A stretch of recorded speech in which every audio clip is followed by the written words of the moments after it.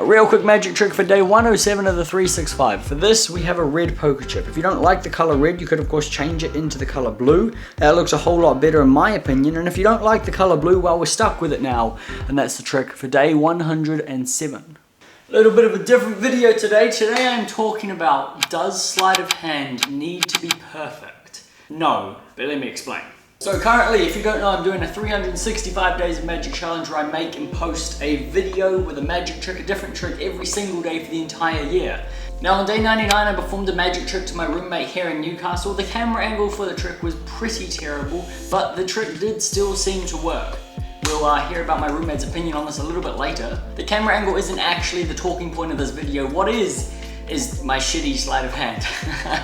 Now, if you don't want to know how the trick's done, regardless of how bad the camera angle was, skip this part of the video because I'm going to talk about some sleights and stuff that were used. If you want to hear, well, continue watching. There were 4 sleights used in this magic trick, and the aim was to make it as fair as reasonably possible. First off, I control the card to the top of the deck, demonstrated by this terrible clip shift right here.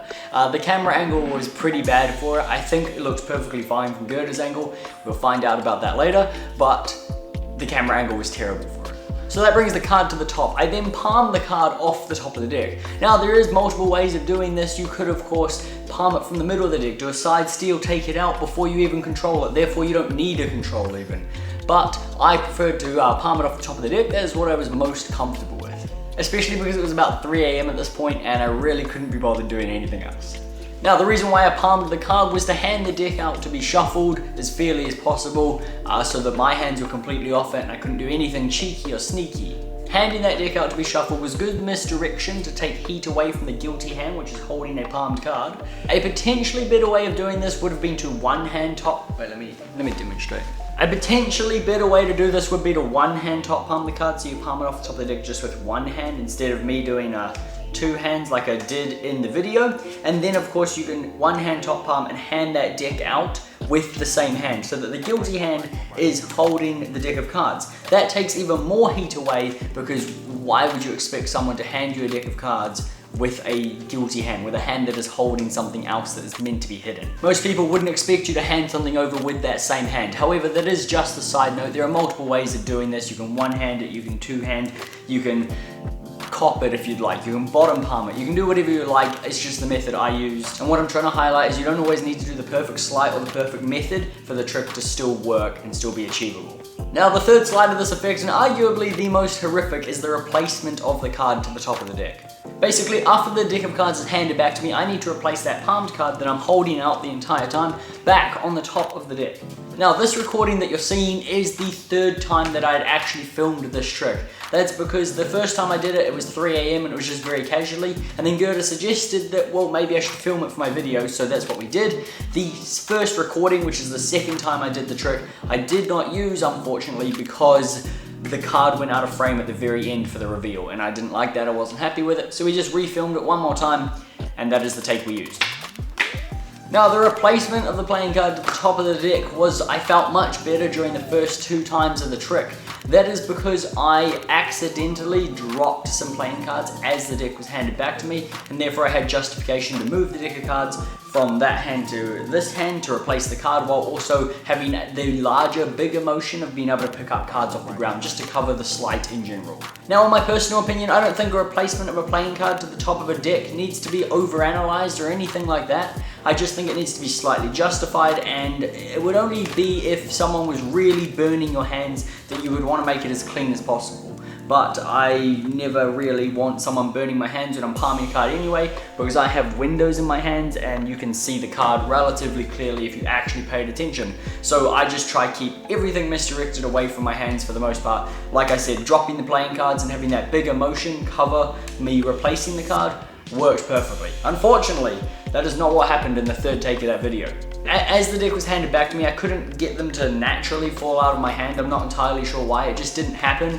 I didn't want to drop like the entire deck of cards, of course, so I didn't have that moment of misdirection of the cards falling everywhere to replace the card. So what I did instead was the David Williamson technique. Now that's technically not what it's called, but he has talked about this in his Penguin lecture. He's like, oh, when I'm replacing a card, yeah, just kind of slap it on the top of the deck. which is essentially what I did, because I just did this and then I was like, are you happy? Yes, perfect. Sometimes I'll do it and I'll mime like are you happy? Yeah, you're happy with the shuffle, blah, blah, blah. And so it's kind of justified, but it's not perfect. It doesn't look the greatest, it's pretty fishy, but I don't know how that looked from Gerda's point of view, so I will be asking her that question. Then comes the final part of the trick, the reveal, the pop-out move, which I think was done perfectly fine in my opinion. Unfortunately, I cannot give credit because I don't actually know the name of the sleight. I don't know who created it, but if you do know, you please drop a comment. That would be amazing. Thank you so much. So now it comes down to the question of the video of does sleight of hand need to be perfect? Mine definitely wasn't in this case. Let's find out. So I always aim for my sleights to be perfect. In my opinion, it's probably never going to happen. There's a million and one factors that go into performing a magic trick, and so many things can mess up or just change and influence the environment that you're performing in. Weather, temperature, your hands, how you're feeling, unruly spectators, etc, etc, the list goes on. Now that doesn't mean it's not your fault. I like to take accountability as much as possible. But if that means the sleight isn't perfect, then that is perfectly fine as well. There is no point in stressing about a sleight in the middle of a performance if you feel like you haven't done it correctly or you maybe flashed a tiny bit or something.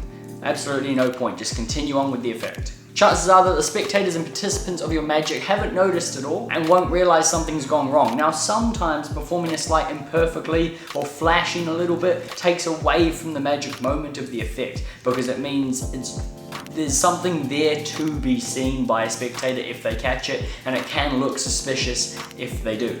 At the end of the day, I try to entertain with my magic. That is the main goal. I'm not here to fool people. I want to entertain and give them something to think about and hopefully look back on with enjoyment and happiness. If someone figures out the trick or follow along perfectly because I did a poor job, well, good on them. Hopefully they still enjoyed themselves, and if I did do something wrong and they didn't catch it and they have no idea what's going on, well, hopefully the magic moment still hit for them and they still enjoyed it regardless. Of course, the idea that you shouldn't worry about your sleights as you're performing them, whether you're doing them perfectly or not, should not detract from the fact that the magic moment within a trick is very important. Like I said, if you don't justify your actions or something seems fishy or suspicious, it can really dampen that magic moment, because now the spectators have something to latch onto to how it works instead of just focusing on the magic and letting those feelings take over their brain. That makes sense, right? Same as if you were to just blast through a magic trick, reveal the ending, and then move on without letting the spectators process what has actually happened. Chances are they're probably fooled by what you did, or they have no idea what is happening. But giving time for a spectator to react, gather their thoughts, and put emphasis on the magic moment is very important for the overall effect and performance. Now, with all that said and done, this video is just me talking about why I was happy posting a video where the sleights were exposed by camera, and on top of that, they also weren't perfectly done. The angle wasn't perfect, the justifications weren't perfect, the sleights and execution were terrible, but I feel like the magic moment did still occur. We're now going to find out from Gerda's opinion. Hi Gerda. Hi. Before you watch the magic trick from this camera angle, because you haven't seen it, you only saw it front on, I want to ask you questions about it before you watch this, okay? Okay, yeah, sure. So, first question. How did you feel when you saw this trick? Were you fooled, surprised, happy? Did you enjoy it? Apart from incredibly tired. Yeah. Incredibly tired and a little bit drunk. Well, both of those factors Surprised, are working. I guess. Yeah? Yeah. Okay, perfect. Did you notice anything suspicious during the handling of me touching the cards, or did everything seem as fair as possible? I think, well, fair. There was no point where you're like, oh, he's doing something? No, because I wasn't paying much attention. Oh, perfect. Okay, there we go. So I think that's why. In all honesty, I wasn't paying that much. Like, I wasn't like, completely focused. I was like, oh, he's gonna do a trick. Let's do a trick. Okay, perfect. Yeah. All right. So now, all I want to do is watch the trick from this angle.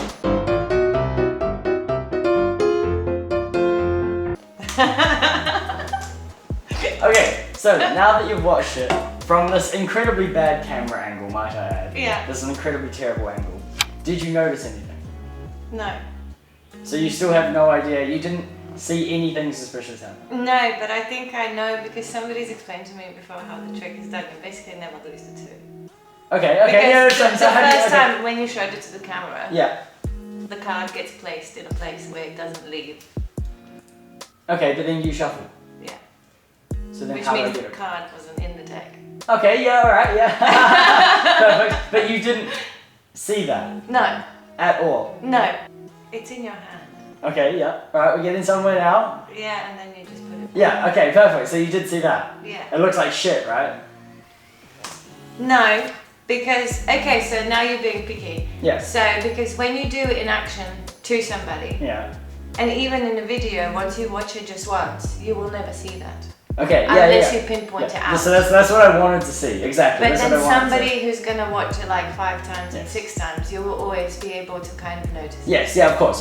But I just wanted to see from this bad camera angle, and you seeing the trick face on, and then from here if you noticed anything different. Yeah, and also But- if you're watching for it, you know? Yeah. Because a lot of times you would pay attention to something else as well. So it depends. So yeah, if another magician would be looking at somebody who's learning magic, Yeah. would be looking at that, he would be like, what is he doing? The funny thing is, when I posted this video, this camera angle was horrible, and I looked at it and I'm like, my justifications for these sleights and everything were absolutely horrific. I was not happy with it at all, but I'm like, nah, I'm gonna post it anyway, who cares? Because from your angle and from, From my it's angle, about you couldn't at the see end of at the day. all. Exactly, perfect. And I don't know when you took the card out. So you basically took it out whilst you were showing it to the after you showed it to the camera, right? Yeah. Yeah. But then that's not visible. Okay, perfect. Well, alright, that's all I needed to know. There we go. Slight justifications aren't exactly too necessary when you have no idea what is actually happening in the first place, unless you're going to watch a video back multiple times and have someone else point it out to you. And If nobody knows what you're doing, you're not doing it wrong. oh, perfect, there we go. That's a perfect quote to end the video on. If nobody knows what you're doing, then you're not doing it wrong. Amazing, thank you very much. Gemma. No worries. Perfect.